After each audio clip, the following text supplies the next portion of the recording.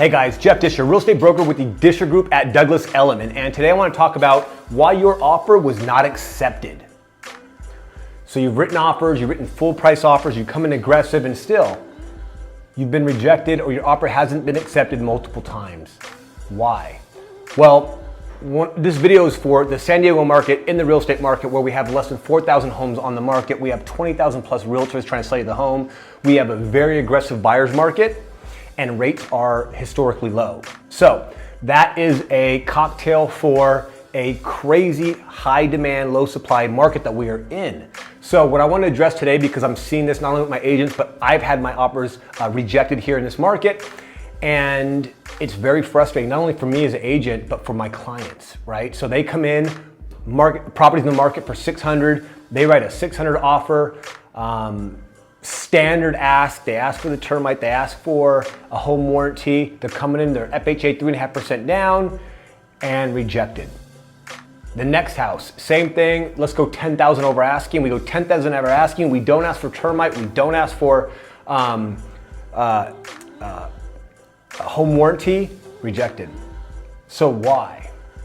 First, I want to talk about the pecking order of an offer in terms of financing. So, unfortunately, this is the perception that sellers typically have, and to be honest, a lot of agents think this way as well. So when you look at, when you go to purchase a home, the number one is cash, right? So if you have a bag of cash, or you can just sit there and hit a wire and transfer it to the seller's escrow company. Number one, you don't need a loan, you don't need an appraisal. It's you can cut the escrow time in half, because the loan's what takes 30 days, not the actual transaction. We can finish a transaction in 3 days. It's the loan. So when you come in all cash, the seller thinks, oh my God, no loan, no appraisal, probably minimal repairs, and I can close quick. They love that. Right under cash is gonna be a conventional loan, right? So a conventional with a higher down payment, typically 20%, 30%, 40%, 50%, lots of skin in the game, right? And so when you have an offer with a lot of skin in the game, the seller thinks, okay, they have money. If it doesn't appraise, they can come in with money. And it's more likely their loan is gonna get qualified and approved with that much of a down payment. So the confidence in the seller goes up as well. Well, right under conventional, we're gonna have FHA, which is a 3.5% down first time home buyer loan. And again, 3.5% down. Typically when people see the 3.5% down with a loan, they're thinking new home buyer. They sometimes might get a little nervous about repairs, about cold feet. And a lot of times when people are putting 3.5% down, it's because they typically don't have more, or they would go put more down so they wouldn't have mortgage insurance. So last but not least would be VA. So VA is 100% financing, and I would say about 30% of the time they ask for closing costs as well. So when you go to submit a VA offer, and you're up against a bunch of cash, all cash, even conventional, 50% down, 30% down, and you have FHA, the VA is typically in the last of the pecking order. Because again, it's zero down, and sometimes their appraisers, they call out more repairs than a typical transaction. So that's kind of pecking order. So if you are a VA and your offer has got rejected, don't give up. Don't get frustrated. You're gonna get frustrated, but don't get too frustrated with the point where you give up. Trust me. One suggestion I give as you get lower on that scale is to go after homes that might have been on the market for a week, 2 weeks. They might not be your dream home. However, you'll have a lot better chance and probability of getting your offer accepted. Then in the future, when you sell that home, you'll have a big down payment. You can be more competitive. But again, I've seen all cash offers over asking get rejected.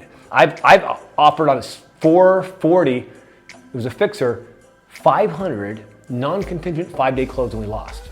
How? Someone came in at higher, right? Another thing, sometimes it's not even financing. Sometimes it has nothing to do with the offer or the finance, but it's the actual person that's buying the house, the buyer.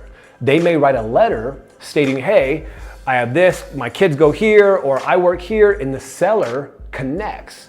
And a VA would be a great example. If you have a VA buyer and the seller's a VA, sometimes that commodity might be there, and he may go, oh, another VA, another Navy guy, another Marine, I wanna work with them. Now, you're not allowed to do that, but when you get that letter and you're reading, sometimes people have that rapport with the buyer, and sometimes they'll accept a lower offer just because they wanna sell that person. So that's the reason I'm making this so if you're a buyer out there or even an agent, you don't get frustrated. If you do get frustrated, just remember that this is a normal market for now. Fast forward maybe a year, it could be different. However, right now with the way rates are historically low and when this crazy market with no inventory, I can see this going on for a while. So again, the best thing to do, if you're going after the house that just hit the market, that's remodeled and all pretty, and even if you're all cash or conventional, you're gonna have a hard time getting it accepted. You are, because there's gonna be multiple offers. And sometimes, again, it's just a crapshoot. That's another thing. Sometimes you might have 10 offers all exactly the same. So then it's like, okay, sometimes it's the luck of the draw that you pick the right buyer. And sometimes you don't. Sometimes you'll see that property fall out of escrow a couple times. So again, don't get frustrated. The best thing you can do is keep going or look for properties that have been on the market. A property in the market for 10 days in this market is long. That means there's no offers on it. You can get in there, negotiate, probably get a better deal, get some closing costs, and you'll get repairs done. So that's what I suggest. If you have any questions or you want to get your offer accepted or have a higher probability, call the district group. We'll get your offer accepted. Be sure to follow me, guys, all social media. Facebook, Instagram, my podcast, There's a Difference, and YouTube channel. Hope this helped out. See you guys next time.